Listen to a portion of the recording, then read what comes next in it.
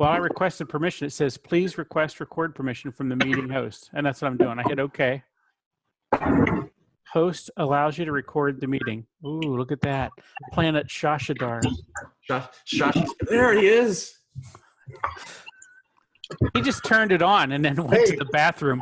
You have to pay to watch me. Yeah. 1-900 Shashi Sharmali. Call me if you are lonely.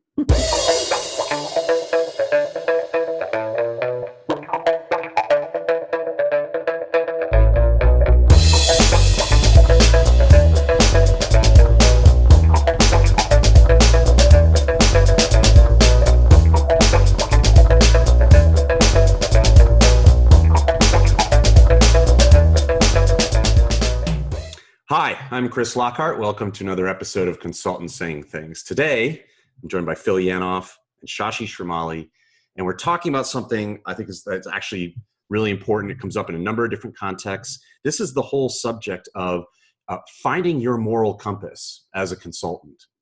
You know, how do I apply the values that mean the most to me to my consulting career? So, Phil, can you give us a breakdown on where you see the origination of this and what the problem statement would be if we have one? Yeah, well, I think this matters, Chris, because, you know, I've got a set of values and you've got a set of values and Shashi's got a set of values. And imagine that we were working together, right?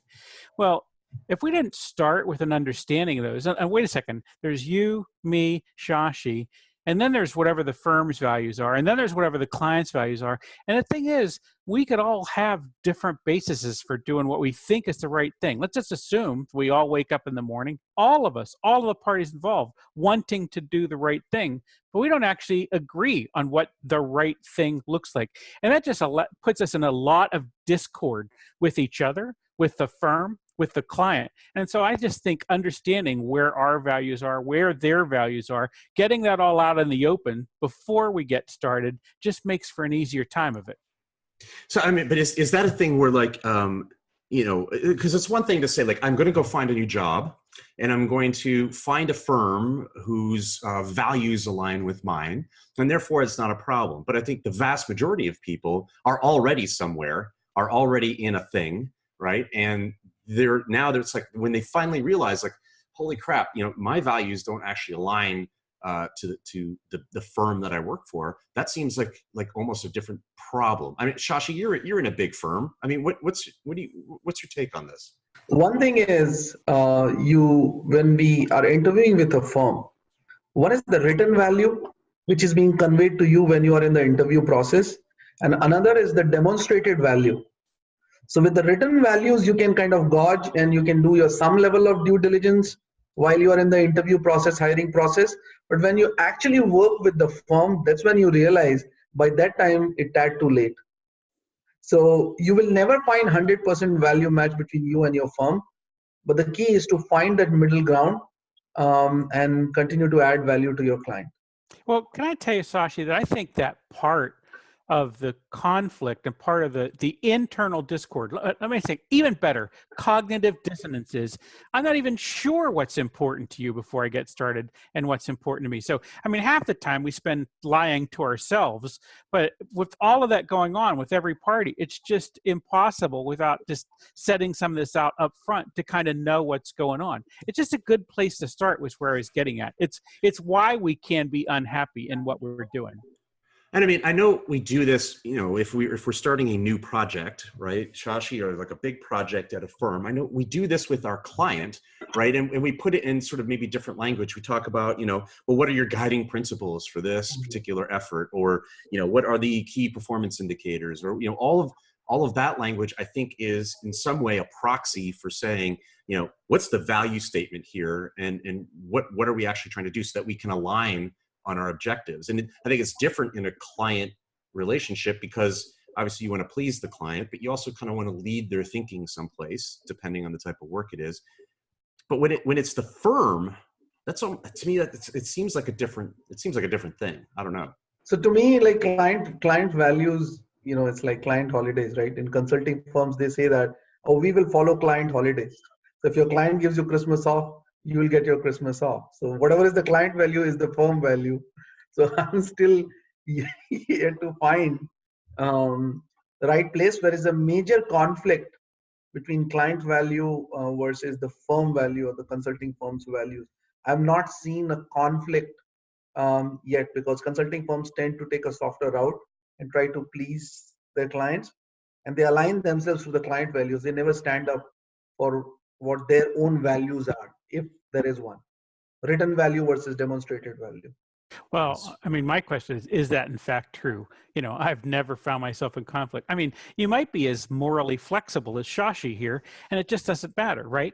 But I find that hard to believe that you've never found yourself in conflict with client values. I mean, you know, I've been in places where the client has asked us to disclose data that, you know, we were ahead of the law at this point. You know, wasn't sure what was legal and unlegal, but it sure seemed unethical to pull that data out and expose it to, you know, from one party to another. And so there was a conflict of values inside that environment. Well, I think those kind of things which leads to somebody suing your firm or suing your client, absolutely everybody will follow the letter of the law, right? That's not a problem. Problem is when there are softer things, where are no implications of following the values. You know what you just mentioned, security breach and other stuff, heavy penalty. So people will follow whatever is they are supposed to follow. So I'm more yeah, no, I mean, I completely agree. And I have an example, right? And I think this is a common one for consulting engagements, depending on the type of consulting you're doing, right? And what it comes down to is you are in, you know, you decide on, we're going to do some work, and you begin to do that work and deliver that work with your client, for your client. And what you begin to realize is, for whatever reason, we didn't do a good job up front, or things shifted, or there was a lack of understanding, or whatever. You begin to see, like, you know, the client wanting to maybe be much more tactical, right? Whereas you're trying to sort of elevate the thinking and say, like, we need to be a little more strategic. And then you begin to do this, right? Where you're looking at problems differently. You're thinking about how to solution them differently. Is that a value statement? Is that a value conflict, Phil? Or is that just how we're executing is not right? Well, so in a situation like that, it might be that we, you know, some folks may choose not to value the idea of saying, hey, that we're off where we're at the moment, right? We made some decisions here that we weren't clear about, or we need to be able to do a mid-course course correction. Again, is that part of your value system to say, hey, you know what?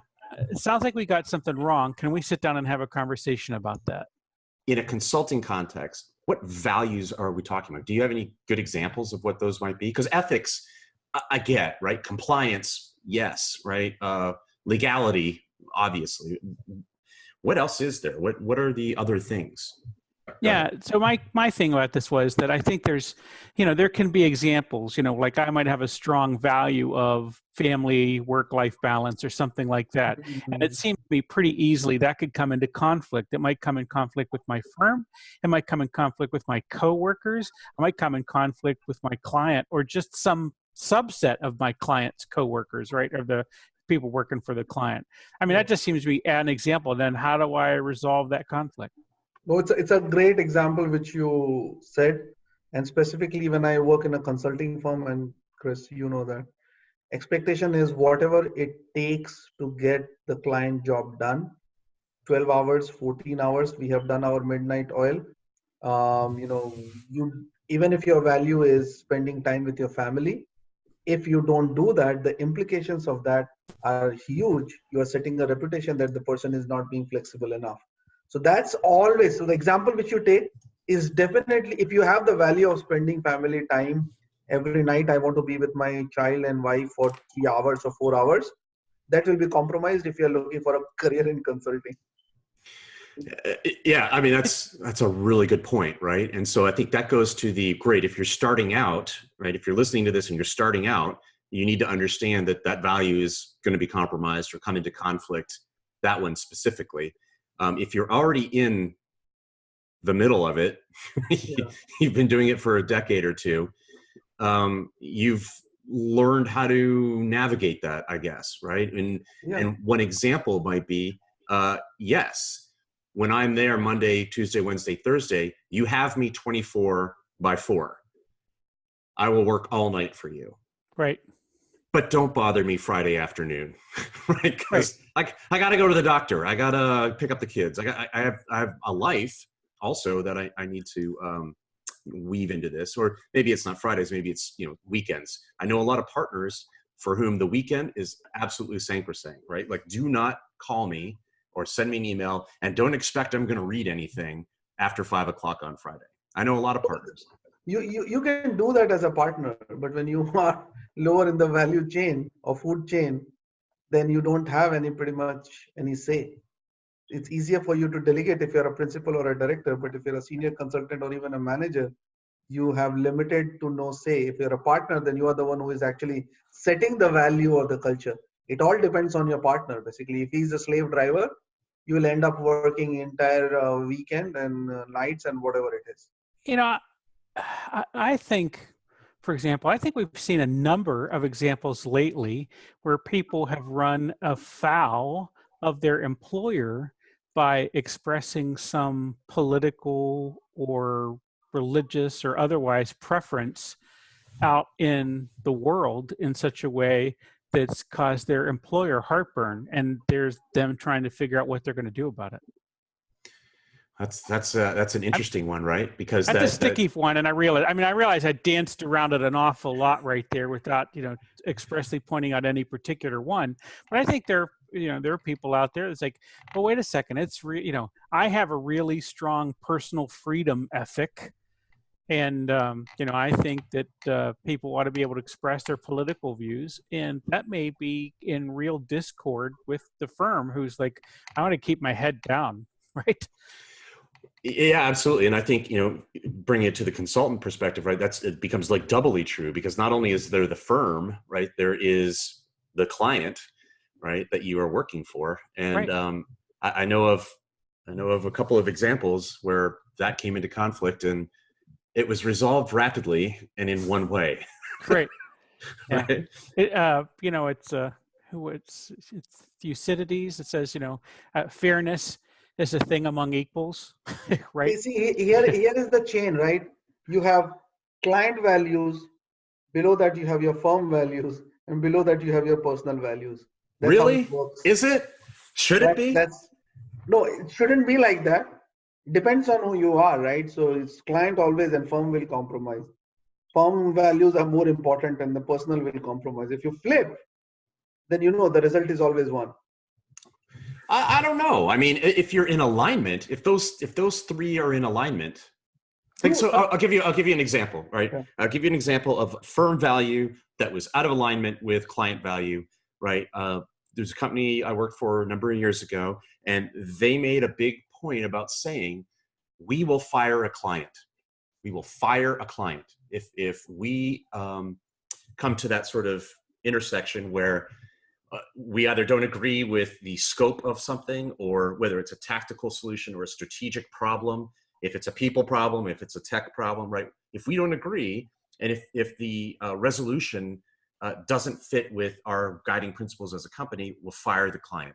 And it's happened, right?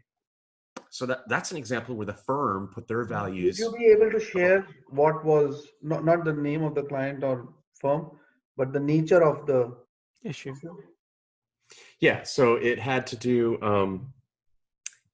entirely with the understanding of the problem, where the firm believed that the problem was endemic, fundamental, systemic, right? It's part of almost a cultural problem, right? Okay. With the client.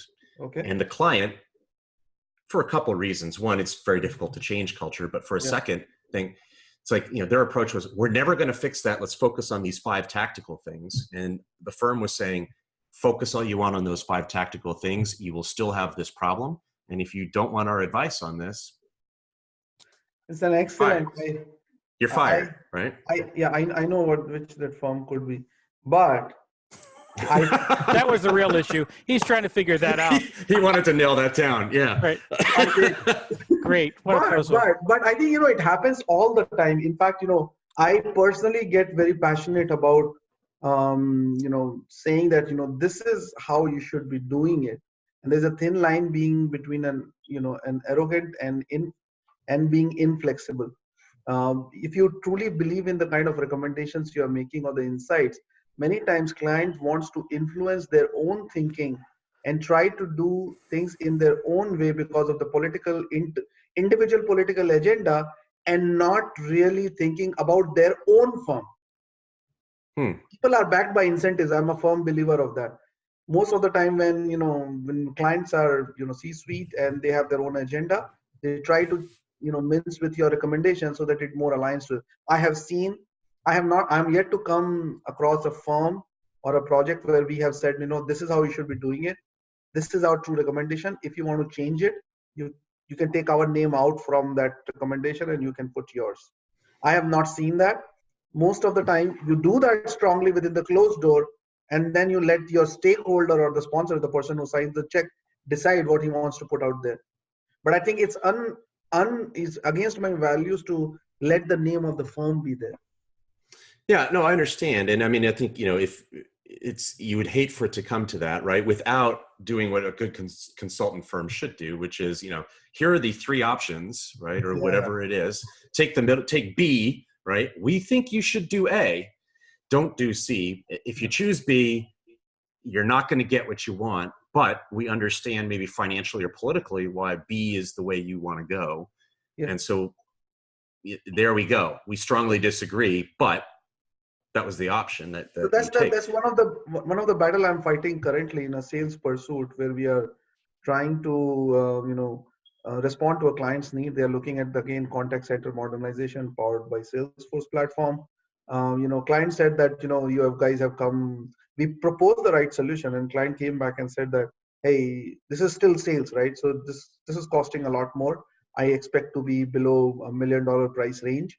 And our team went and they did that. Yeah, we brought it down by sub $1 million deal, but they chopped off all the right things that is required for this project to be successful in the client's environment. And I am personally fighting that battle, as we need to go with them in an option and strongly recommend that I think it's costing you 10% more than what you're asking for, but this is what you should be doing. And if you choose the other way, power is yours. We'll still continue to support you, but then the risk of failing this is on you. So somebody has to have, I would say, balls to stand up and make that kind of statement. So I think it's a good point, Shashi. And one of the things I think is, Chris, if you're writing down notes, I think we ought to be coming back to the topic of negotiating. As as a consultant, how do you negotiate with clients, and how do you negotiate with coworkers, et cetera? I think that's an important issue. Is that core value? Maybe that is, and we wanted to do a good job, right? This is what we look like, but it's how do we negotiate that with respect to all parties? What's their position? What's your position, right? How do you do that? I think that's useful. So, like on this point, right? So I get it in the abstract, but if we take an individual, right? Or is there an approach? Is there a framework? Is there a mental model that someone can use to either refine and establish and refine what their values are, so that they know if when it comes to these sorts of negotiations, they know how to approach it, or is this something that is just so individual that there's maybe no good way to do it? I think it is individual, but I think you have to figure out what some of those values are that will help you navigate this. And I think of one, respect being one, right? Respect for your coworkers, respect for all the stakeholders involved in this project. And that might mean that we go into a negotiation and I say, I may disagree with you, but we're going to have a lively conversation about that. We're going to figure out what we are in fact going to do. And I'm going to, I will also exhibit the value of trust in our decision-making process, that once we've made a decision, we are then going to stop negotiating, but we're going to execute against the decision we made, right? Brilliant. Those are values that I think are useful in that situation. Yeah, time. Yes. What you just Oh, go ahead. articulated is what I say time box thinking, which is stop at certain point. You have to stop thinking and start executing. Right. While you are thinking, you can have a vehement disagreement with your client, with your firm, or once you have decided, the whole team has to march towards execution. Sorry. So, but how do you know what that point is, Phil? Like, how do you know when it's time to say, all right, I've made my point. I know what my values are. I've made my point. We're not going to get there. So I'm either going to, get out of here, cut bait, and whatever, fish or cut, whatever the saying is, that thing, shit or get off the Yes. pot. Fish or cut bait. That was the Yes. thing you were trying to say that didn't Thank involve you. glue. Right? Like, what is that point where I decide I'm gonna get out of here, or I'm going to proceed? Yeah. So, I mean, and Shashi's probably got some things around that very idea. But if you think about that, I mean, if I'm going to treat everybody with respect, and there's going to be transparency, we're going to have an honest conversation about how we make decisions. That might mean that we're in a space and we all everybody gets to talk about that. If I'm really seriously concerned about a thing, I may get to raise that twice even, right? And say, look, I've got a real serious concern. I don't think and someone says, okay, I got it. You're concerned about that, but this is where we are headed.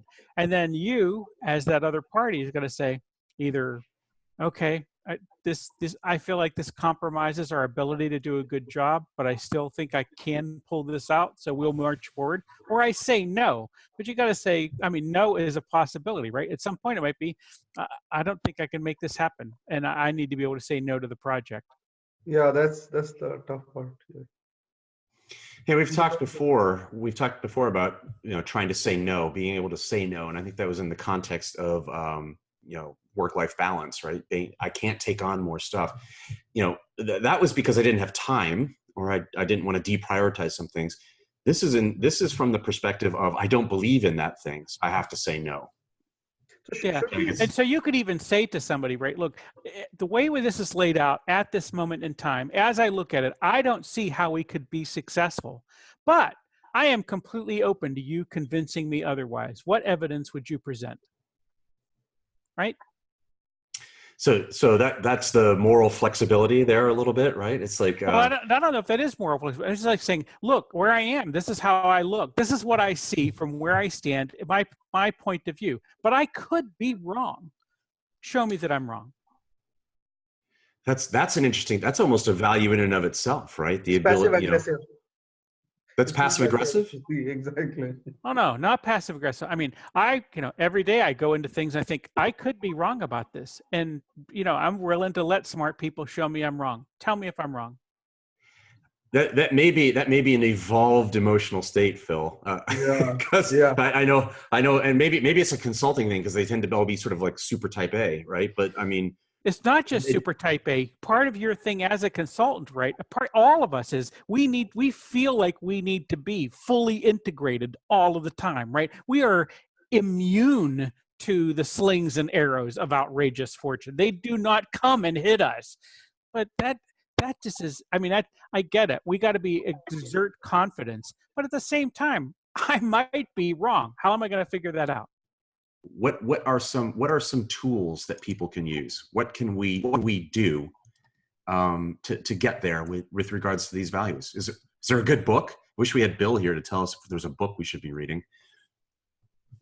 Well, I know the one that I've told you a couple of times. I'm on my second time through Don Robertson's book, How to Think Like a Roman Emperor, in which he presents what it was like to be Marcus Aurelius at the height of his power, but probably not the pinnacle of his health. Here was a guy who was dealing with health issues throughout the entire end of his life, and he was dealing with Roman civil wars, etc. But it was, how do I live with virtue? I'm going to tell you, the reason I love this book is that it takes both, Stoic values and modern cognitive behavioral therapy ideas and mashes them together in one thing, along with, Roman battles and all the palace intrigues, etc. I love this book, but I think it might be an advanced tome. There might be simpler places to start, but I think there's a lot in this book. I like it a lot.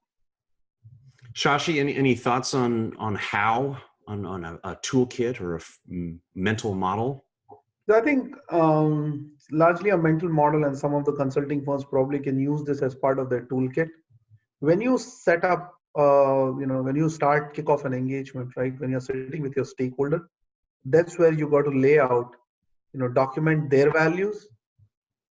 You know what I'm talking about. You lay out what the values of the firm, our firm is, and I don't know if we can go to an individual level, and then we come up with something called a project value, which we align with our client, and then all of us kind of abide by that, and that could encompass, maybe the project value says that we have to be flexible when it comes to working with working with in the project with our family values and stuff like that. There might be a conflict. If that is the case, we don't onboard those kind of people who have stronger value, and the project demands you to work for 12, 14 hours a day, and your family is going to take a hit at it. So we do it upfront rather than analyzing in the middle of it.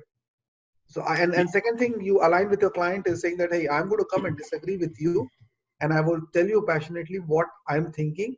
Are you open to those, or is there something agenda which you want to drive from your side?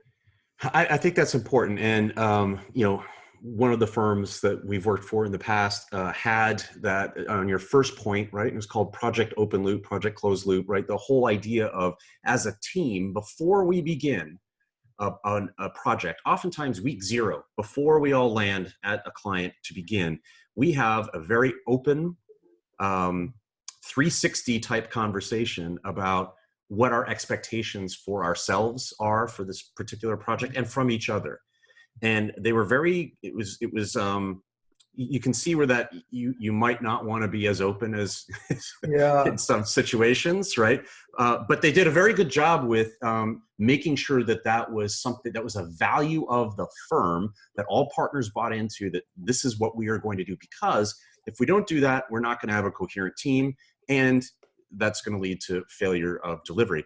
On the second part that you mentioned, right, I think that becomes, especially with the client, becomes very situational, because there are clients where you can be very upfront, especially if you've worked for them before, where you can say, listen, I'm going to push back, and you're going to know what I think about this when this door is closed. When we go into the steering committee meeting, I'm behind you 100%, right? Or whatever it is. Yeah. And it becomes very situational. Other places, you know that you can't necessarily make that push. Right. Okay.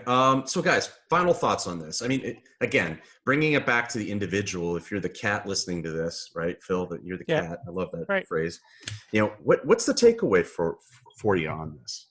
Live with virtue. Was that it? Well, I'm a firm believer in that. And then I'm not the one to tell you what those ought to be. I think there's some core ideas that everyone could get behind, but you've got to figure out what those are for you and be able to express that. And you don't have to have them tattooed on your forearm. You just have to have some idea of where you are headed and why.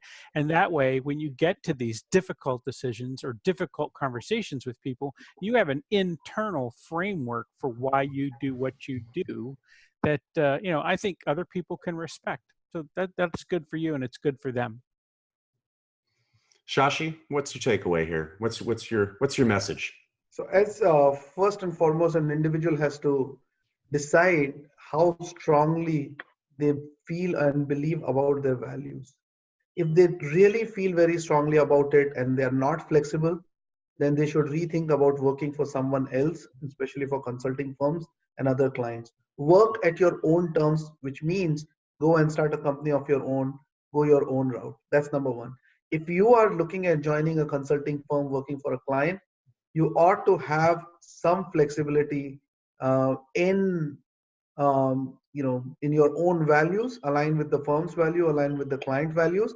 And what you can do from your side is have an upfront conversation before joining the firm.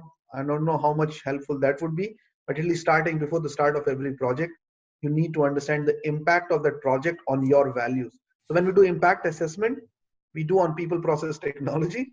We should do a value assessment. What this project will have an impact on my values, and then make an informed decision. No, I think that is key, and I would we've already mentioned I think Shakespeare once in this, right?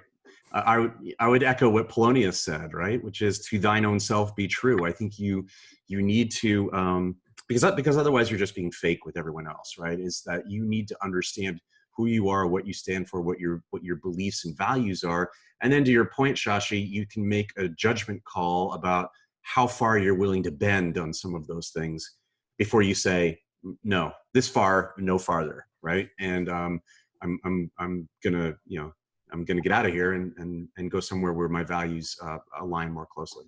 So guys, yeah, I love it. I think this is a great topic. We could probably talk all day about it. You got something? You got one more thing, Shashi? One closing thought. I think the same conversation should happen before you get married with your wife too. Okay, different topic. Well, we should definitely talk about consulting and relationships, because I think yes. I think that's awesome. Okay, so but for now, I appreciate it. Thank you, Phil. Thank you, Shashi, and thanks everyone for watching. You should definitely, if you haven't already, subscribe to the YouTube channel, and absolutely like some stuff every now and then. That would be great. That makes the algorithm think that it's important stuff, and it's all good. So appreciate it. Thanks everybody, and we will see you next time.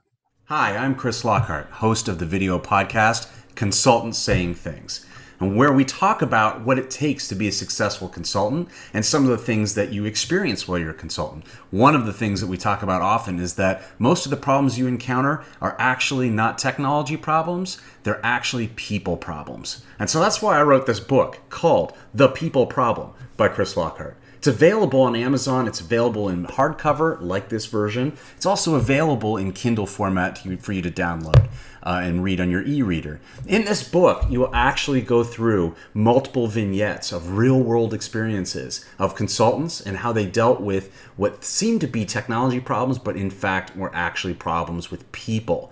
And so it's actually an important part of what it takes to be a successful consultant. I hope you go buy it, and I hope you enjoy it. Let me know.